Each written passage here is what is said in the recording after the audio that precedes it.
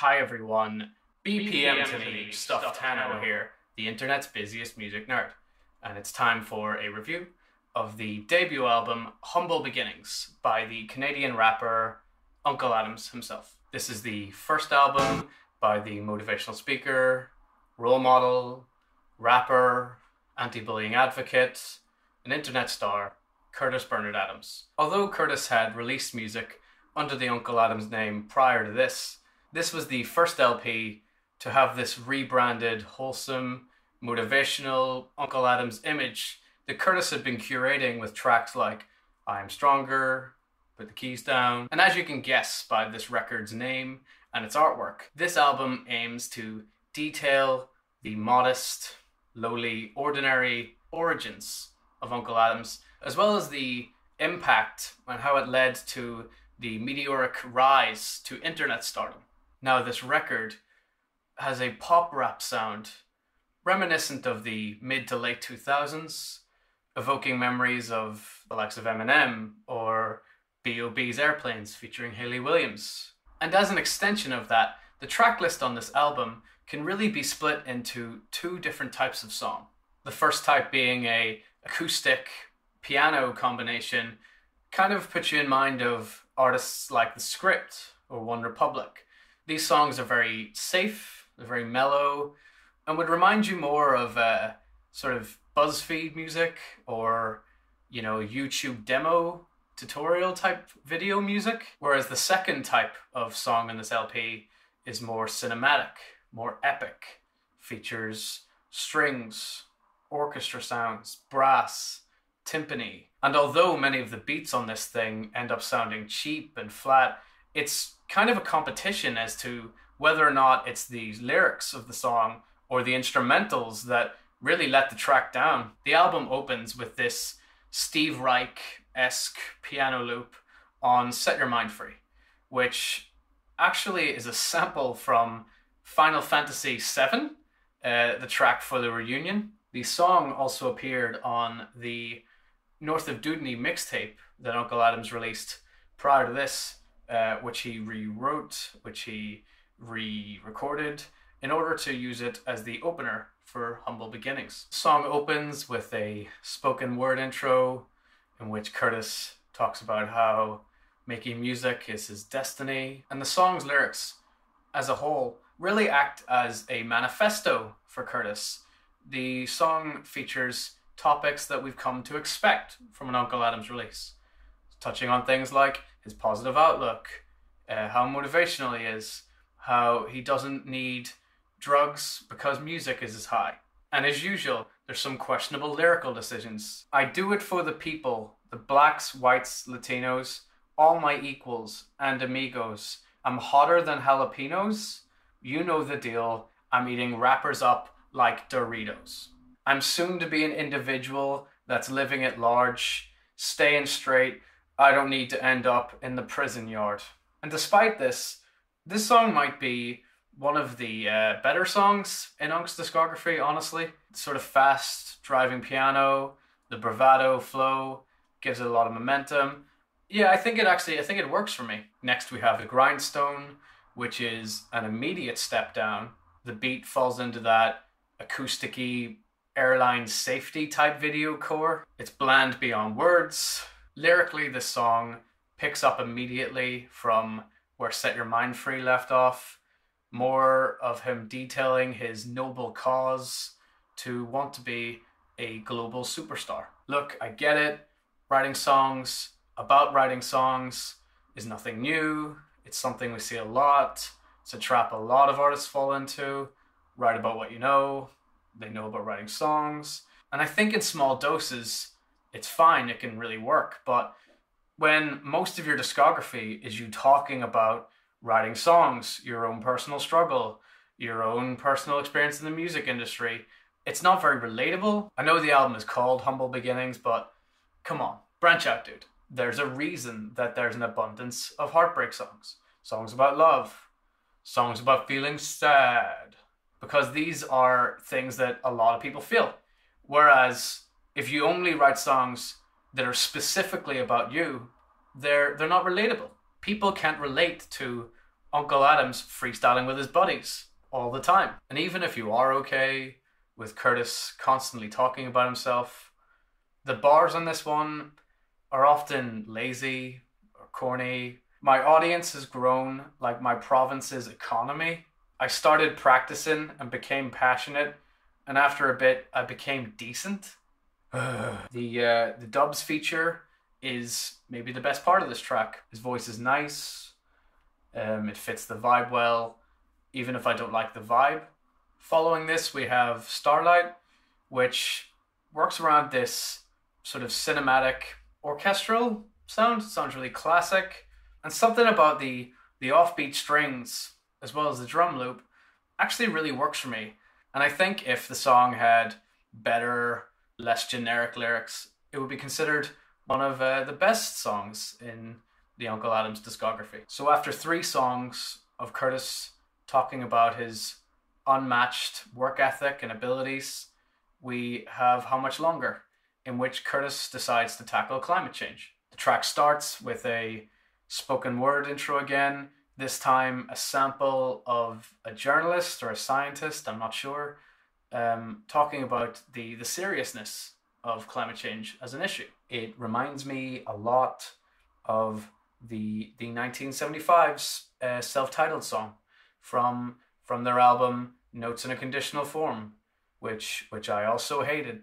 Next on the record, we have the song All the People Say, which features an instrumental that sounds like a cheap, god-awful attempt at something from like Sufjan Stevens' Illinois. Some of the production decisions on this record are strange, are inconsistent. We have songs where the vocals are doubled and they're really loud in the mix at the center or at the front.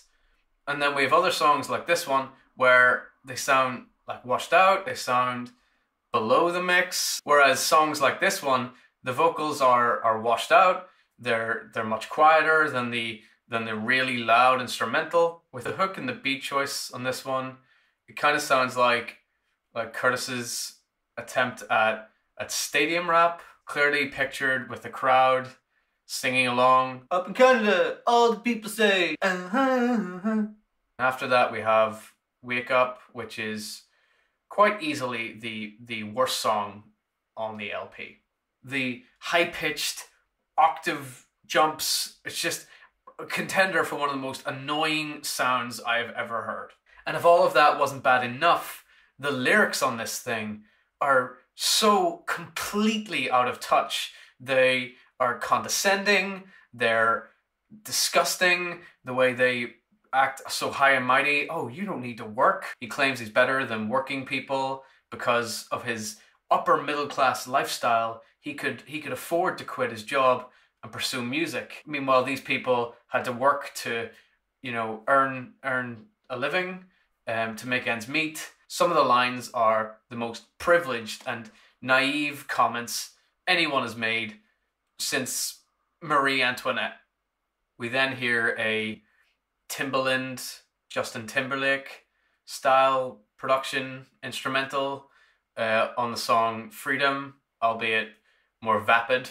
This is arguably the most mainstream, radio-friendly song on the whole album. And Curtis talking about kids with their first world problems and some of the more preachy lines on this definitely don't go down as well after the previous song, in which he talks smack about people working to make a living.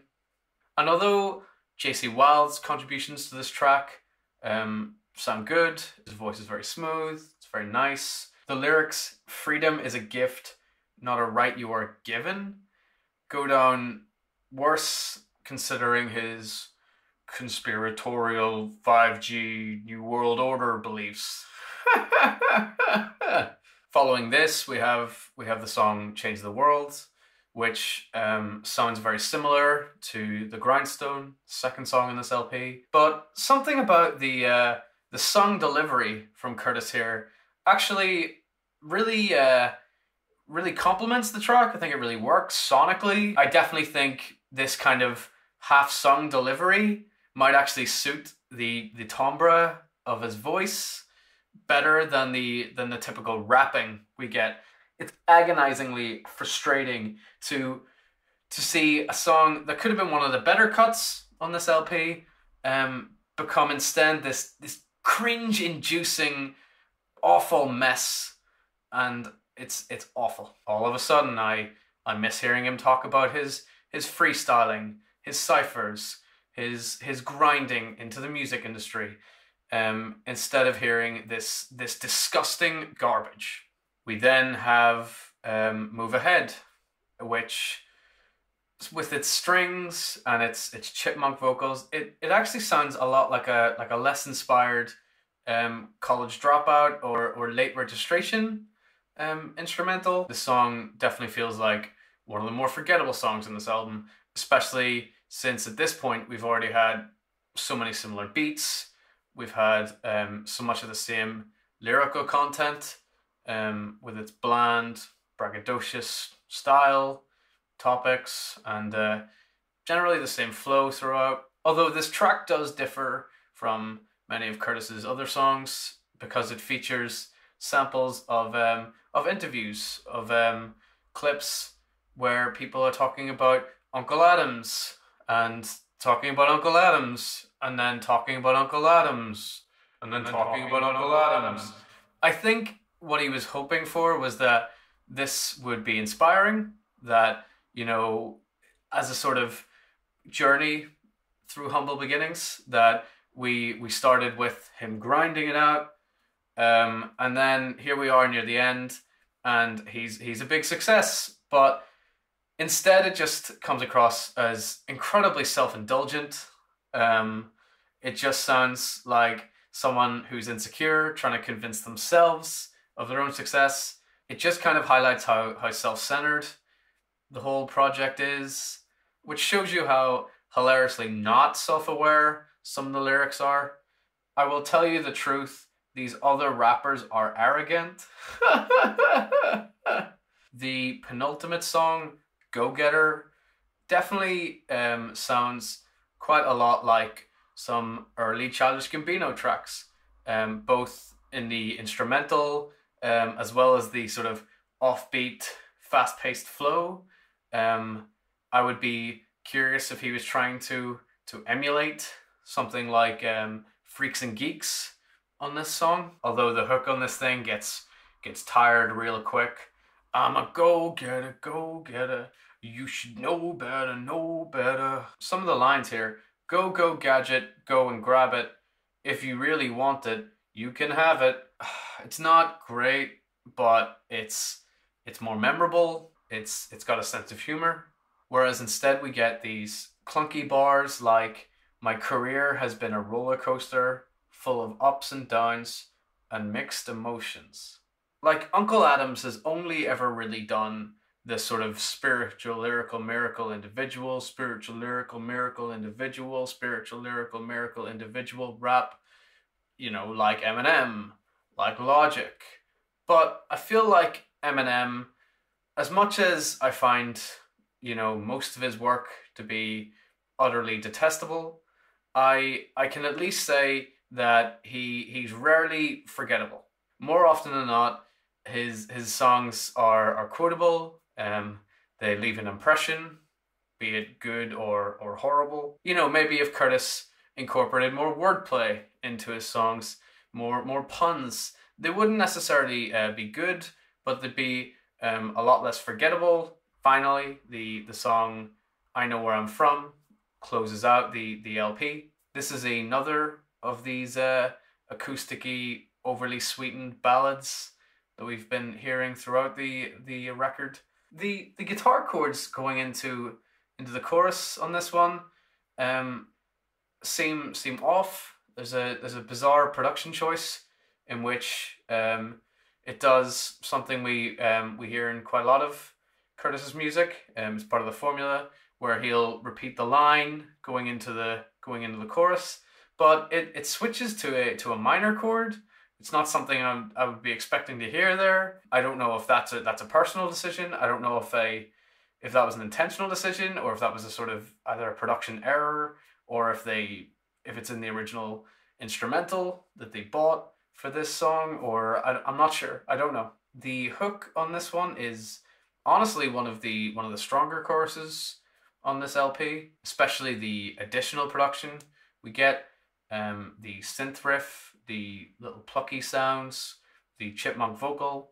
But again, it's another acousticy rap song in which he describes his rise in the rap game. The lack of variation on this thing, the formulaic songwriting, the surface level commentary, it just makes this whole album a real slog to get through. This project feels uninspired. There's some decent moments on this thing, some nice ideas, but honestly, I'm feeling a light 2 transition. Have you given this record a listen? Did you like it? Did you hate it? What would you rate it? You're the best, you're the best. What should I review next? Hit the like if you like. Please subscribe and please don't cry. Hit the bell as well. Anthony Fantano, Unkle Adams, forever.